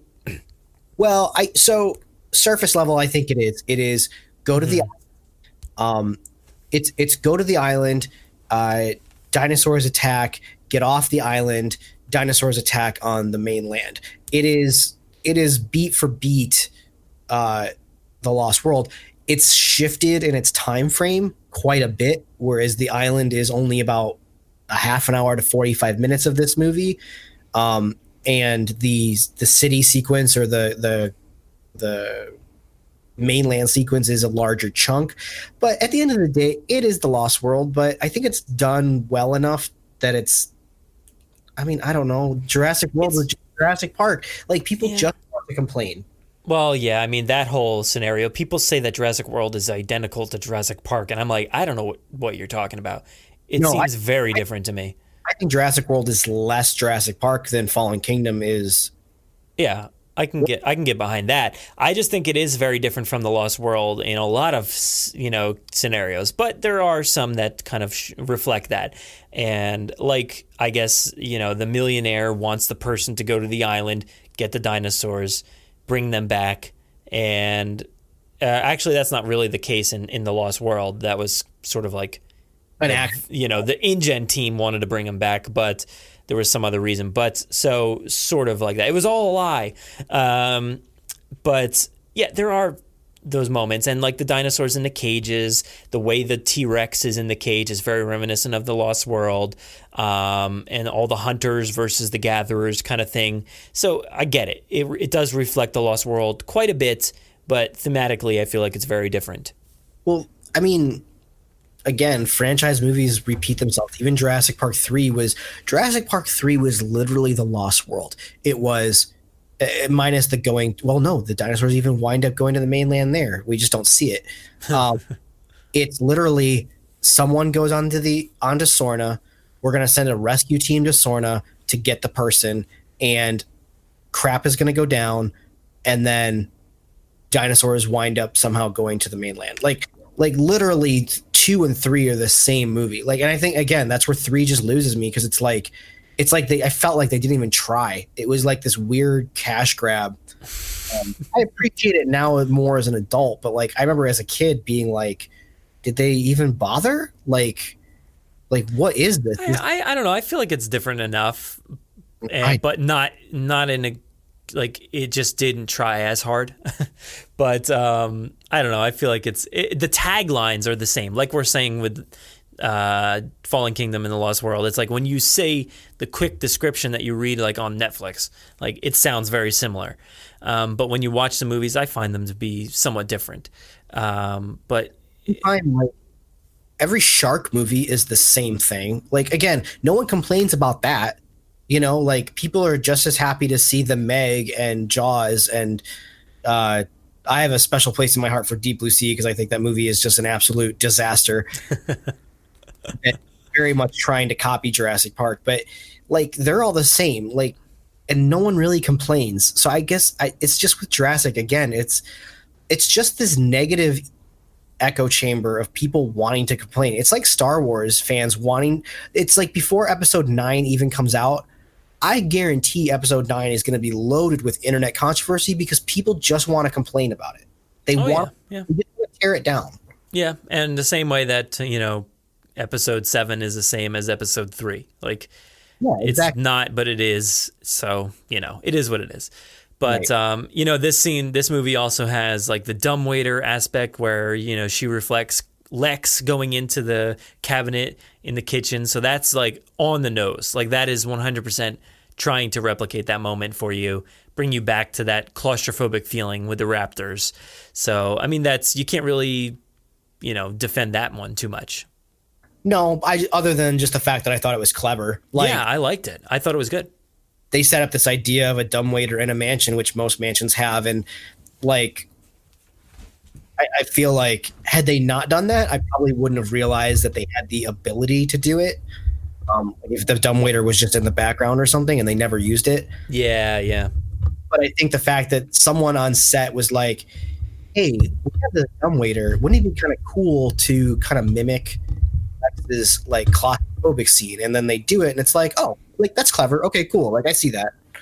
Yeah, I like that. And also for me, this is one that I've like really noticed is just like, we probably talked about this before, but just the way the movie ends is very much the same way that Jurassic World ended, with, you know, the group coming out of the building and seeing Blue and being like, you know, come on, Blue, let's you know, figure this out. Blue runs off, does her own thing. It's very reminiscent of Jurassic World. So I don't know why. And to leave yourself off in the same place that you left Jurassic World is very interesting. It's an interesting call. And that's why I keep saying, like, what are you going to do the next movie? Are you going to have that same, like, we need to find Blue, we need to get her, you know, back into care or wherever? Or is it going to be the opposite? Maybe Blue needs to find Owen. I don't know. I think that's the only way you can go at this point, because you don't want to do the same mirroring scene 3 times, I guess, unless you're talking about the Claire in the elevator, which is literally 10 seconds. You're talking about an introduction versus closing. I think they're two different things. A closing, I feel like, should be different. So now that I think about it, I get what they did, right? Blue sees the cages. No, I don't want to be put back in the cage. Yeah. But now that I kind of think about it, they've already taken Blue and made her this, I mean, for lack of a better term, she's a dog in this movie. Maybe Blue should have gone with Owen if he was just like, look, you are free, but come with me. We will work this out. I don't know. Like, if Blue has the cognitive ability to understand cages versus freedom, then maybe she could understand that he's trying to help save her or something. I don't know. Again, like you said, this movie doesn't really leave you in a better. It doesn't progress the story enough because it just kind of sets you back to where we were. It's hard to say because it leaves us in a place where dinosaurs are in a brand new place, but it is sort of the same kind of place that we left off in. You know, like it's just mainland versus island, but the ending is still the same, you know? Right. So I don't have a problem. I think it's interesting, and it makes me question what's going to happen at the opening, but they certainly mirrored those two things heavily, like literally not even mirroring. It's just the same thing. What if Blue in the next movie, and feel free Universal to use this because I think it's going to help to save some time in the next film. I know y'all are listening. What if Blue lives close by Owen and Claire? I'm assuming Owen and Claire are gonna not break up this time. What if well, you think, but who knows? Who knows? What if Blue lives in proximity to them as more of like a bystander? Like she now feels this sense of she's the Obi-Wan. Yeah. All right. I guess. She's keeping her distance, making sure Owen is safe, but not showing herself. You know, so one day, she shows her face for some reason because Owen's in danger, or something like more like, and not to reduce Blue even further down to like that of a cat, but like outdoor cats live in proximity to their owners, because they feel a sense of family with those people. They're still technically a domesticated outdoor cat. Is a domesticated outdoor cat a wild animal? Would you consider? No. I would think it'd just be just a cat that's outdoors, but it's not feral or anything like that. Sure. Okay. I don't know. But something like that where it's like, yes, Blue is always within proximity that like maybe Owen and Claire don't know about, but she stays by them because it's something familiar in this new world that she's exposed to. And I would love that kind of like a nature documentary style. Like you just start off with Blue and you just see what she's doing. And then you realize she's actually very close to Owen and spying on him from a distance, making sure everything's okay. I kind of wanted to see like the Homeward Bound, where like she has to make her way across the country to find him. Oh no, there's your small intimate movie. It's just the country. But I don't know. I think that's a good place to end it there on Homeward Bound Blue. But you have any final thoughts here for any of these topics, or specifically mirroring? Mirroring, I guess. Like, you know, you have like the pteranodons flying away. I think Jurassic Park ended with the pelicans flying away was really cool, and then I think Jurassic Park 3 mirroring that with the pteranodons flying away was a cool callback. I did enjoy the problem is I hate those pteranodons in the third movie. I don't think they look good. Oh, okay. But I did like I did like in Fallen Kingdom the pteranodon, the smaller, more leaner pteranodons flying away against the sunset. I thought was really cool. Yeah. I just don't have problems with the mirroring. Like when people say like, oh, they're just doing it for nostalgic feels. It's like, okay, but you would complain if they didn't do anything for nostalgic feels. So like, yeah, I'm right there with you. I think that's it's I don't know. It's hard to argue with people because people have their own opinions of how things should be done. And I personally love callbacks, thematic tie-ins with the past and stuff like that. So I think, like I said, there's maybe one instance where it maybe goes a little too far or it's uninspired, but I think overall, keep mirroring. I think you need to keep doing it, especially you got a third final film potentially coming out here. I think it needs to mirror something. Yeah, it's like in episode 7 when she comes across Anakin's old lightsaber. Like I'm not a Star Wars fan, so all I know is surface level is what I've seen in the movies. So when she gets that lightsaber and it's like, oh, it's Anakin's or it was Luke's at one point, I was just like, okay, like how stupid. Like, but then my friend who's a huge Star Wars fan, she's like, no, this is like a really big deal because of the way that lightsabers are like attached to their Jedi. I'm like, okay, like whatever. It's just to me, it's just a tool. Don't even get me started, man. We're going to talk for another hour if you have me talking about that single lightsaber. So I don't want to get into it, but I'm angry about it. Oh, are you? Like, do you not like that? I think it makes no sense. Well, no, it does not make sense. I personally, no, I like the connection that it's been passed down from Anakin to Luke and then to Rey, but thematically it makes no sense to me, you know, especially due to her not being related to anybody, especially because she touched that lightsaber and had all these prophetic visions of the past. For what reason? I don't know. Luke never had that. And then in The Last Jedi, it gets destroyed, and I assume there'll be a rebuilding somewhere down the line. But but it really bugs me that it was destroyed and stuff like that because I want that thematic tie-in to the past. Sure, yeah. Like I guess what I'm getting at is that I have the same attachment to a lightsaber as you do to Rexy. I do to Rexy. Like to me, it's just a MacGuffin. It's just a tool to tell a story, and so.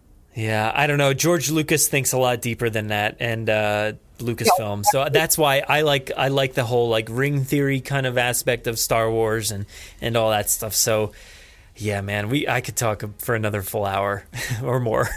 Let's talk about Star Wars for a full hour on the Jurassic Park podcast. That's what everyone wants to hear who came here, right? Well, every time I record, I can't help but mention Star Wars, so probably bugs everybody. But sorry, guys, I like more than one thing. Oh, no.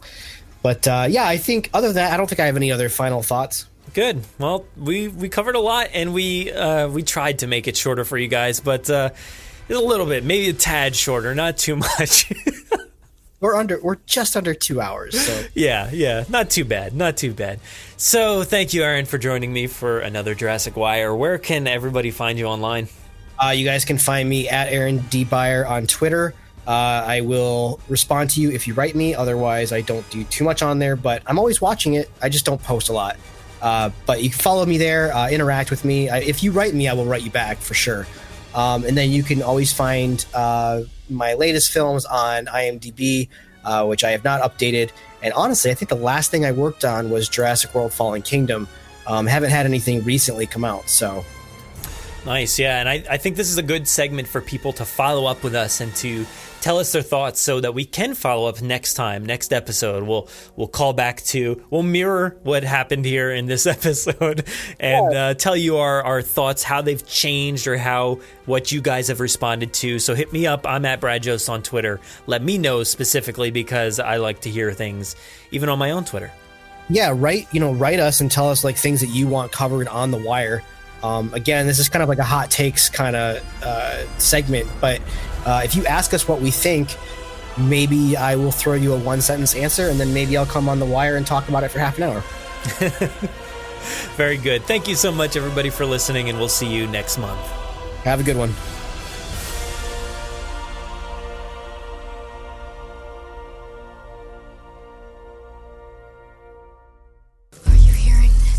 Make sure to visit JurassicParkPodcast.com to find all of our past episodes, brand new news articles, information on how to contact us, and much more.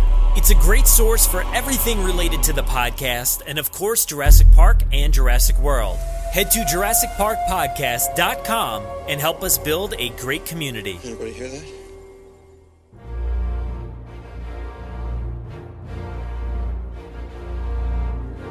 Thanks for listening to the 165th episode of the Jurassic Park Podcast. Of course, a big thanks to my co-anchor, Aaron Beyer, for helping me to bring this fun new segment to life. You know, people continually ask me how I talk about Jurassic Park every week here on the podcast. And I think this segment kind of explains it all. When you have somebody fun to chat with, there is always so much ongoing discussion in the community, so much news, so it really just makes it super easy. We look forward to doing this again next month in the Jurassic Wire. If you want to interact with us, we do most of our work over on Twitter, at Jurassic Park Pod. We're also on Facebook at facebook.com/Jurassic Park Podcast, and our Instagram handle is at Jurassic Park Podcast. You can listen to us via Apple Podcasts, Spotify, Google Podcasts, YouTube, our website, or wherever else podcasts are found. So make sure to subscribe to automatically get new episodes every week.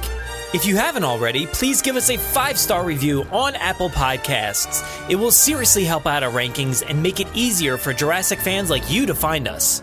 Don't forget to check out JurassicParkPodcast.com to find everything you heard here today. If you want to get a hold of us, you can email us with any news stories, MP3s, comments, or if you want to debut a segment of your own, send them to JurassicParkPod@gmail.com. Or you could submit questions directly on our website contact form. If you'd like to record something for the show, send it in to us and we'll feature it in an upcoming episode. If you don't have any way to record, you can give our voicemail line a call and leave us a message.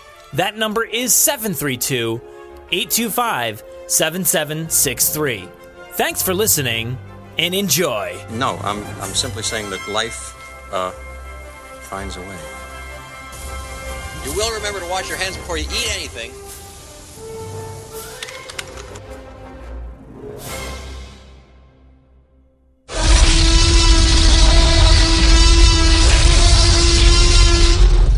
Five minutes. Drop what you're doing and leave now.